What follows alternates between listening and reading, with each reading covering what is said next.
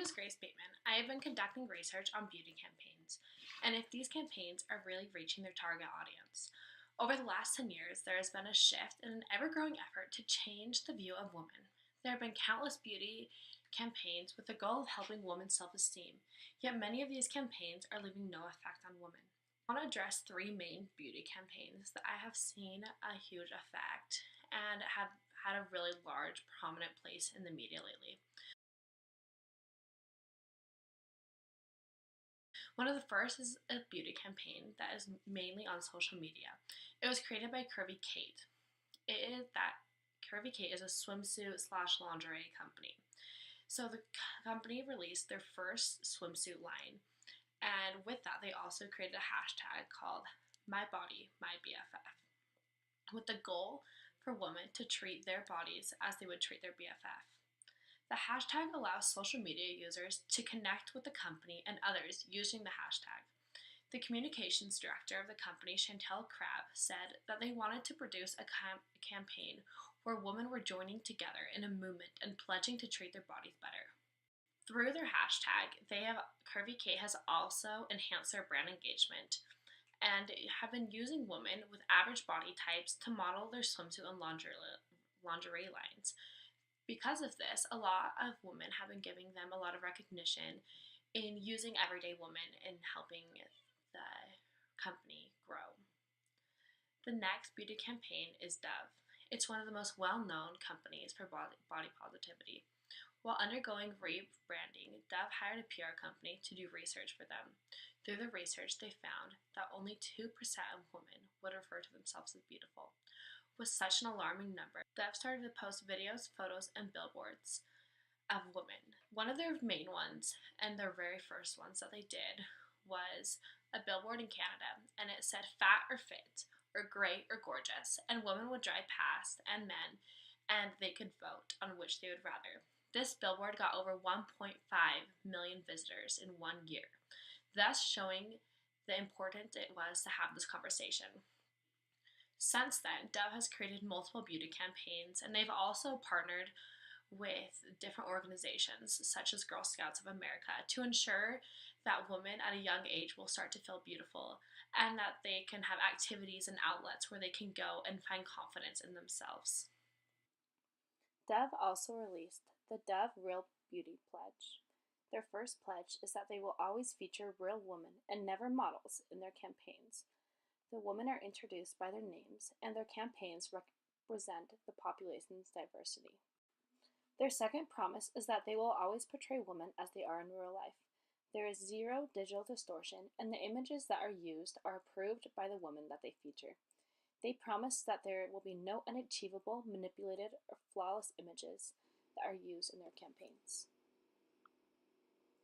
The last promise is that they will help girls build body confidence and self-esteem. They want to help the next generation grow up and enjoy a body-positive relationship with themselves. They have already educated over 20 million young people and hope to educate 20 million more by 2020. Is a campaign that originated on social media, specifically with influencers.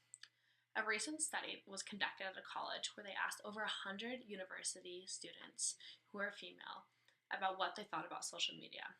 A majority of them said that it was not real and it was not authentic, and that influencers would post photos of them going to the gym and going on trips and going to boxing classes and all these things and looking perfect. Yet they would never post the days when they had a bad hair day, or they didn't feel their best, or when they failed their test.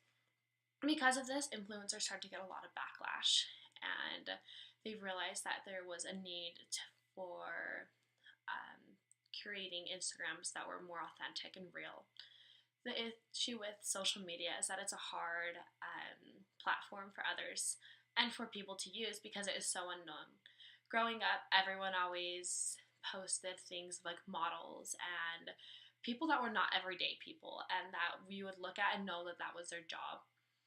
Yet, whereas with social media, it's still a very unknown area. And it's hard because influencers have to find this happy medium where they're posting things that are real, yet they are still having a following and promoting products. Because of this, a lot of Instagram influencers have made it a goal to be real and authentic with their posts.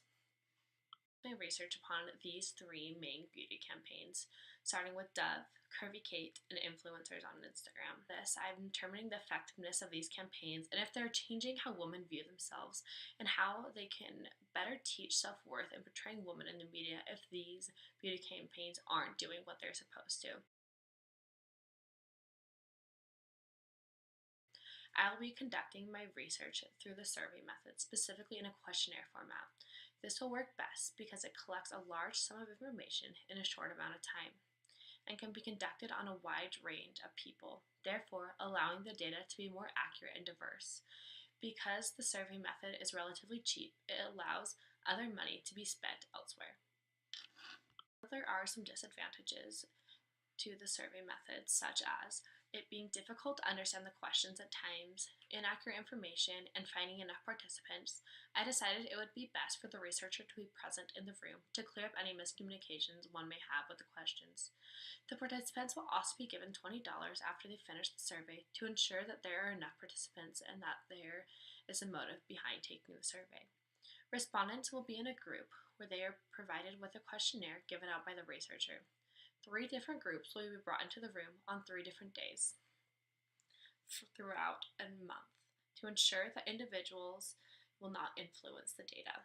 The group will consist of 20 women above the age of 15. Due to research, it is shown that the youngest age girls really start to understand the impact that social media and beauty campaigns have in their life is 15.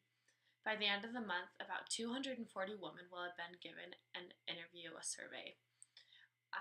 This represents an appropriate representation of the population that is over 100,000 people. Each survey will have 10 multiple choice questions and 10 free response questions, ensuring that there is a wide range of data. Each person will only be required to put their age on the thing. Name, race, socioeconomic background, and other things will be left off to ensure that there is an equal analyzation of the data. Through research and data, this method will best reflect the information needed to analyze the data. The design of surveying on different days throughout the month ensures that there is enough diversity in each research group to make the data unbiased. The numbers of participants and the age of which they are able to volunteer in the study confirms that the data they provide will be accurate for the research question at hand. And lastly, that $20 given at the end of the survey incentivizes the participants to fully answer the questions and makes certain that the research will reach the targeted number of participants.